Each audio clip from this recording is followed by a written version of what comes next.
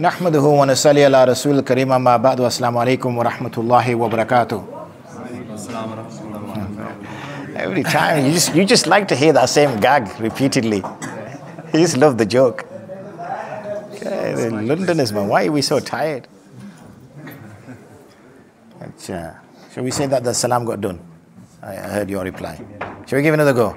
Assalamu alaikum wa rahmatullahi wa barakatuh. That's a little bit bad. Goodness me, man. I'm already going back with negative views of Londoners and everything. I need to go back and say something positive back up north, inshallah. So as we have on after Asr Salah, it's a sort of more of a contemporary discussion. We're just speaking to Maulana Sahib. It just feels like you're a hamster in a wheel. There's a period where you eat, there's a period where you sleep, there's a period when you're in the masjid, and it just goes around so you forget which Salah is, what you're supposed to be doing. So it's alhamdulillah, it's a unique position to be in, alhamdulillah. So the topic of discussion is a quite broad one, and that is, what does it mean of being a Muslim in the UK? Okay, this was a colleague who felt it was an important thing to raise, where, for example, a person at home, a person in the workplace, a person in the community, how does that work out? Our arrival, for most of us that are maybe second or third generation immigrants, primarily came for financial reasons. So we made hijrah, but we made hijrah for financial reasons. Similarly, when you see now, whether it's in Sham or Afghanistan or anything of that nature, you see most migration tends to come towards the west. Very rarely do you see migration going towards the east. And we know there's wealthy countries in the Muslim world. You know, there's wealthy countries in the Muslim world building huge towers and has funding for all sorts of projects. But what you find is the Muslims, generally speaking, come towards the west. Now we can discuss the underlying issues for that. Why is that? Why would a Muslim leave a Muslim majority country and leave a potential area where they're Muslim majority and end up coming to a country that does not profess their faith and has different views? So I think it's important that right from the outset, we understand the context that we are working in. Now, obviously, we've done this by choice. Nobody forced anybody to get on a plane. Nobody forced anybody to get on a boat in order to come in this direction. We did that by choice. We can explore the politics and the global situation as to what's happening in the world, which is causing refugees, which is causing problems in countries. But again, like I said, that's a conversation for another day. Our focus really is, what about being Muslims here in the UK? So therefore, with that premise and with that background, we live in what is referred to as a liberal democracy. That's the term that's given to the country that we live in, with some obviously Christian heritage. But as we saw in the last census, the amount of people who profess to be Christians is now below 50%. So arguably speaking, it's losing its religious identity, which sometimes might seem like a positive thing, but in reality it's not. Like we saw, for example, when the Prophet ﷺ and the Sahaba were happy when the Romans beat the Sassanid Persians, because the Romans were Christians at that time. And therefore this gave victory to the Ahli Kitab, the people of faith. So even though we have difference of opinions with our Christian brethren, like we have difference of opinions with our Jewish brethren, the key point is that they have some connection with a book, they have some connection with a revealed text, they have some connection with, what is right, modesty, honesty, fairness. When a people leave a revealed text and they start to explore what is right and wrong themselves, when they start to explore morality themselves, then that's when obviously issues arise. So as we're seeing now, generation after generation, we have different issues and different matters that we have to be equipped to deal with. Therefore, many of the times the fuqaha adopt something which I've referred to as the adaptive fiqh, or the adopting fiqh. Why? Because depending on the control you have of your environment is how much, I was picking up a bit of a London slang there, didn't I? Environment, what? I need to go back. I'm losing my Yorkshire accent. They might not even let me in through the borders when I drive back up. The more one can control their environment, like alhamdulillah, we can control this environment. So there's certain things that we allow to take place here. There's certain things that we don't allow to take place here. Similarly, we have some authority, we believe, over our homes. So we are supposed to, as men in particular, as guardians of our homes, to take that level of responsibility. But when it comes to situations where we cannot control the environment, like our workplaces, like those situations where we might go to the colleges and unis and things like that, where we no longer can control that environment, now it is whatever we can do in order to minimize the disruption that this is causing us, and at the same time maintain our own principles. Obviously, it goes without saying that if we were in environments that we could control, then we would be safer. That goes without saying. Therefore, the first step a person needs to do is to make sure that whatever place of work they are in, whatever social setting they are in, that it is something which is akin and ties in with their belief system. You know, if you're going to put your hand in water where there's potential piranha there, then it is a risk. It is a risk that at one time, you know, something is going to bite. It is a risk. Now a person might say, but yes, but the fish are in there. I need to fish. How else am I going to eat? I have to take that risk. It's a calculated risk. That's absolutely fine. As long as the person is aware that they are taking that risk. Those of us who have some kind of scientific background, when we have to do an experiment, we do a risk assessment. We also do a COSH in order to determine the process and the chemicals that we are using, that are they safe to use or what is the safest way to use them. The first thing you're taught is elimination. You eliminate the risk. You do not manage the risk first, you eliminate the risk. That's the first thing you do. Do I really need to use this piece of equipment? Do I really need to use this chemical? Do I really need to use this process? And if you can eliminate it, then eliminating the risk is always going to be safer. So similarly, we have to understand that your iman is the most preserved and valuable thing that you have. We may think sometimes it's our body. We may sometimes think it's our money. But it's actually your iman that is the most valuable. Unfortunately, for some of us, we may not hold that value to it. But that's what it is. It is the most valuable thing. There is nothing more valuable than your iman. As we've mentioned in previous discussions, the companions who would give their lives up but maintain their iman. This has always been a measure of believers, of preserving it, of maintaining it. So if we are in environments whereby this is going to be challenged, then we run that risk. We run that risk. So we need to walk in with both eyes open. Not think, oh, it'll be all right, you know, Allah is Ghafoor, Allah is Rahim. It's a case of saying, what steps am I taking in order to manage that?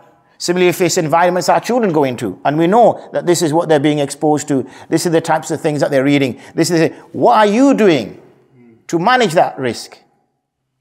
What are you doing? What other worldview are you sharing with your child? What other conversations are you having with your child? So that they understand that this is not the only view, there are alternatives.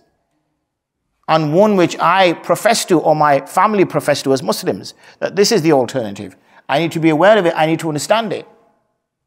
If we look at educational settings, a child could be in that environment for 7 hours a day, 5 days a week. Now we know, unfortunately, as parents, we don't want to give 7 hours of our time to our children. But can we not give an hour? Can we not give 2 hours? Can we not ensure that those conversations that they are going through, because they will as they become adults, as they become adolescents, a lot of things that they're learning, it will start challenging what they were taught in Maktab. My Ustad teaches me this. I'm learning this. I've been taught this. They're talking about this at work. There's this going on. Now, obviously, We don't live in a bubble. There's legislation, there's legalities. So one has to show, or one has to be sure that any conversation that they're having, any discussion that they're having is not putting any other issue at risk as well. It's about sensitivities. People will say, no, in a brash way, I don't care, I couldn't care less. I'm going to say what I want to say. But that also defies what a Muslim is. Because when a Muslim makes a covenant, when a Muslim makes an agreement that I'm going to abide by these laws, then he has to abide by these laws. We know, for example, when the Prophet ﷺ and the companions agreed the Treaty of Hudaybiyah, and in the Treaty of Hudaybiyah, any Muslim who left Mecca and came to Medina against their guardian's wishes had to be returned. Had to be returned. Even though he had left polytheism, even though he had left shirk, he managed to find a way to escape, come all the way to Medina. The Prophet ﷺ would have to say, you have to go back. You have to go back. He was sending him back. This person has made hijrah. Come all the way to Medina. Come to the Prophet ﷺ. You have to go. Why? Because we don't break our covenants. We don't break our agreements. A Muslim's word is more valuable to what's written down. So therefore, if we are in situations that we agree, so whether it's the terms of employment that we've agreed to, the first thing you've got to do is look at those terms of employment. You don't accept them, then leave. Walk away. But once you've accepted them, now you have to abide by them. Now you have to abide by them. Because it's not just, the thing is sometimes when we approach things in a very black and white kind of way. It's this or that. It's this or that. There are so many factors that play a part in all of these situations that we need to be aware of, that we need to take into consideration. So therefore, we are not left in certain circumstances. We know now, many people ask the questions, yes, but there's obviously gender interactions. I work in a place where there's women. What am I supposed to do? Well, the fact is that the responsibility of earning is placed, assuming it's a traditional setup, and this we'll talk about inshallah after Fajr, because we're going to speak about the ruku of at-talaqu marratan, and we're going to discuss relationships and also discuss how that all fits in together of a traditional setup. So in a traditional setup, not that many of us live in our traditional setups nowadays. In a traditional setup, the responsibility for earning is placed on the husband. That's in a traditional setup. So his job is to go out and earn a halal income. Now, as he goes to earn, he's going to go get jobs in places. He's in the UK. Remember, this people arriving in the UK has happened pretty much by default, not by design. It was not, no one came to say, oh, we're going to make dawah in the UK. That's why we're going. That's not why people came. Right? People came as they said, there's good jobs here. Remember, the Brits colonized much of the Indo-Pak, or what was referred to as India in those days. They colonized it. After colonization was destroyed, we had the Commonwealth. So basically all countries that had been colonized now became part of the Commonwealth. And there was a view that we were short of men working. So there was an offer to the Commonwealth that come work here, we'll give you jobs. So therefore many of our forefathers decided that seemed like a good thing. So they came for jobs. They had no intention to bring their wives. They had no intention to have children. They had no intention to establish there. This is a non-Muslim country. Why would we live here? But, they plan one thing and it so happens now we're established here. And now, as I said at the outset, we're now applying this adoptive fiqh. We're trying to survive as Muslims in this unique situation, and we're always asking the ulama to give us solutions. And they're trying their best because we live in a unique situation. And they're trying to give answers and they're trying to maintain your faith, because their main aim is to maintain your faith. Their main aim is to ensure that we don't keep diluting and diluting and diluting and diluting until in the 70s we're at 95%, in the 90s we're at 90%, in the noughties we're at 80%, and then by the time we're in the 2040s we're at 40%. So by the time our grandchildren are learning deen, our elders do not even recognize the deen that they're practicing. Now we might sort of look back and think, hey, we might have gained considerably by arriving. But at what cost? At what cost has that been? So it is each person's responsibility. Now that he's aware of his context, now that he's aware of his surroundings, it is each person's responsibility to make sure, especially if he's a father, if he's a husband, it's his responsibility. He's been given all the tools. Allah subhanahu wa ta'ala has given him great, significant rights to be respected in the house. But he has to use that now in order to ensure that his boat of his family sails in the right direction. And he has to do whatever it takes to do to safeguard the iman. We know, when we look at our children, we do anything. We know the children can be, as it's described in the Quran, a fitna. Our families can be a fitna. Why? Because we will do things that we wouldn't normally do for the sake of the family. We will do things that we wouldn't normally do for the sake of the family. Where we would be very strict on something. If our mother or father asks us, we feel bad to be that strict now. We're trying to kind of look at it in a different way. So family can put us in those difficult circumstances. However, the case being that if we're willing to do that in a worldly perspective, then what about their iman's perspective? What about their faith? That which makes them a Muslim, which according to us are the people who will go to Jannah for eternity. So therefore, in this adoptive fiqh, then we have to minimize as much as we can do and avoid as much that's going to bring the anger of Allah subhanahu wa ta'ala, that's going to go against the commandments of the Prophet alayhi salatu. And each person has to look at his own circumstances, what is in there. What can I avoid here? What can I not avoid here? Because the rules are clear. We all know the rules. We all know what Muslims can and can't do. Even a young child knows that. We cannot get no legislation because no scholar can change the deen. The deen is the deen. All a scholar can do is give some advice as to how to maybe navigate those circumstances to the best of his experience and his understanding of hadith, his understanding of the Quran, and his understanding of society. Trying to ensure. But he cannot say, guarantee that if I act on this, does that mean will I be saved and go to Jannah? He said, look, I don't know. That I can't tell you. Okay, that I can't tell you. Only what's in here is going to get you to Jannah. Only what the Prophet ﷺ is going to get to Jannah. This is my fiqh. This is my understanding. This is me trying to help you in these circumstances that you find yourself in. Now, many will say, yes, it's easy saying that, but haven't we seen these type of philosophies and worldviews even reaching as far as the East now as well? So, where is there that level of change? Because it's now a global view. It's now a world understanding. Absolutely, we get that. But we know as you move out of the urban areas, as you move out into the more rural areas, the villages, like where, for example, where my family is from, then there is less influence. There is clearly less influence. You can literally live in the manner that you choose to live in. Yes, if you obviously open up the door to mass media into the house, then of course, even then that information will get into your house. But you can lead a much simpler life. For those of us who've been spending time in the masjid for the 3-4 days now, we've led a much simpler life. All we have, like we're saying on the hamster wheel, is maybe eating sometimes, sleeping other times, and praying other times, and that's it. And as to when those times are, Allah knows best. Is it morning? Is it night? We don't know. Yeah. So it can be done, but obviously, realistically, in order to provide for our families, then there is a reason we have to do that. But again, sometimes we say, yeah, but we've got to provide, we've got to do this, we've got to do that. But it's also about how much we spend.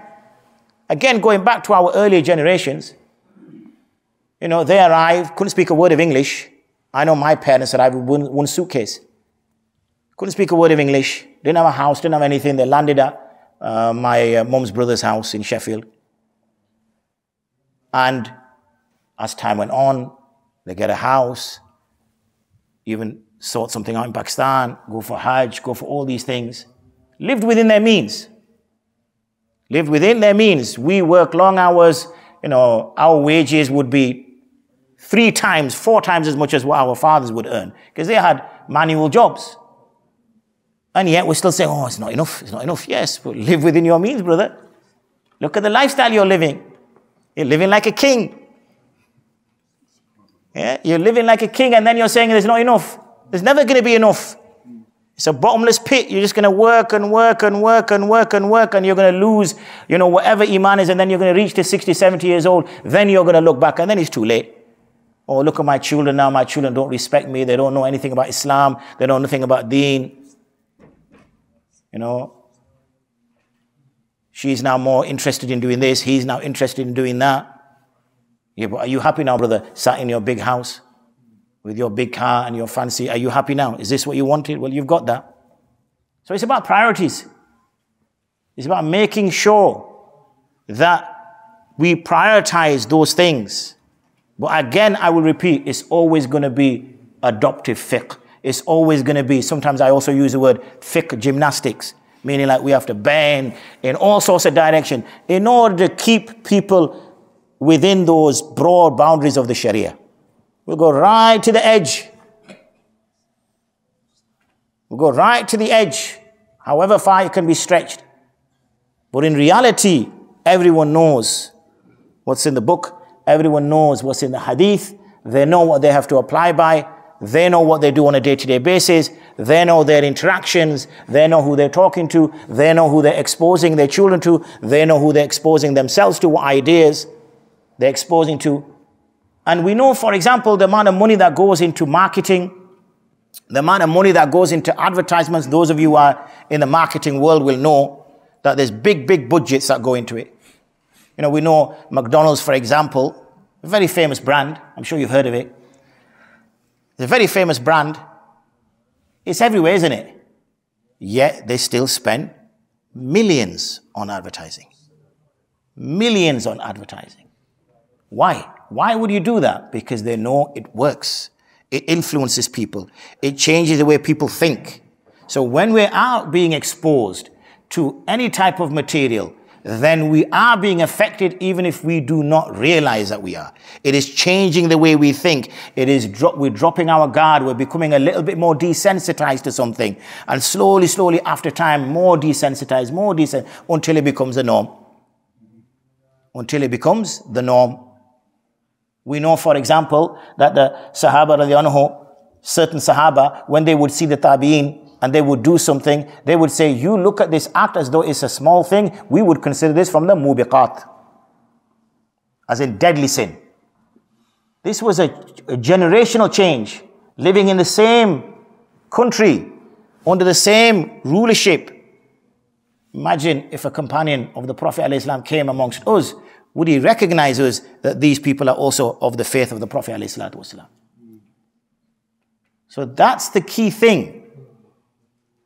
Adoptive fiqh. We're doing fiqh gymnastics. Now if a person can move to as clean a water as possible, would he not do that? If a person can move from the shubhat, the grey area, if he can move from anything, then of course that is what he should be doing. If he's in haram, then it's obvious he's in haram. Even then the ulama would be begrudgingly saying, look brother, maybe you should do something different. They won't even say, haram hai. This is haram, akhi. Drop it. Because they say, look, if I say this to this brother might utter something, it might become a non-Muslim or something. You know, let's give it a little bit easy for this brother. Let's manage him. Let's appease him. You know, gone are the days where it could be said in direct to the person's face and that person would immediately respond with, Barakallah feek, really appreciate you telling me that. I'm going to change. I'm going to change that job. I'm going to do this, I'm going to do that. In fact, oh, that sheikh is hardcore, man. He's mutashaddid. What's wrong with him? You know? We need those nice, fluffy, we were talking about the fluffy scholars upstairs. We need those nice, fluffy scholars that hug us and say sweet things to us. And is it like this, that emoji? Send love hearts to us. Yeah? We don't need these hardcore, Taliban-esque scholars. Yeah? We need love hearts and, oh, you're great. Don't worry about it. Allah loves you. Yeah? You all know Allah loves you. And that's it. Of course Allah loves you. But He's also going to punish. He's also going to punish. He's also going to take retribution. I was saying earlier upstairs, if you look at the Quran, as much as there is carrot, there is also a stick. As much as Allah SWT is encouraging people to do good by offering them Jannah and peace and security, there's also the other side of it as well, where He's warning them of Jahannam. And I said, nowadays it's not even stick and carrot. Where is he? I said, nowadays it's not even stick and carrot. Now is, what is it? Gajar halwa. So the carrot is not even the vegetable carrot that people sort of say, ooh, I don't really fancy that. We've even made it better. No, it's no longer stick and carrot. We're going to take that carrot, we're going to put some sugar in it for you, we're going to mix it up, and then we're going to feed you it. and there is no stick anymore. So it's about understanding that, and it's about engaging with that mindset. And as I said, at the end of the day, if a person has genuine ikhlas, if a person is sincere, and if a person turns to Allah, then Allah is not one who abandons anybody. He is the one who listens to and accepts the call that a person makes. So may Allah subhanahu wa ta'ala give us the strength and conviction in what has been said. Ameen. Wa akhiru da'wana and alhamdulillahi rabbil alamin. Assalamu alaikum wa rahmatullahi wa barakatuh.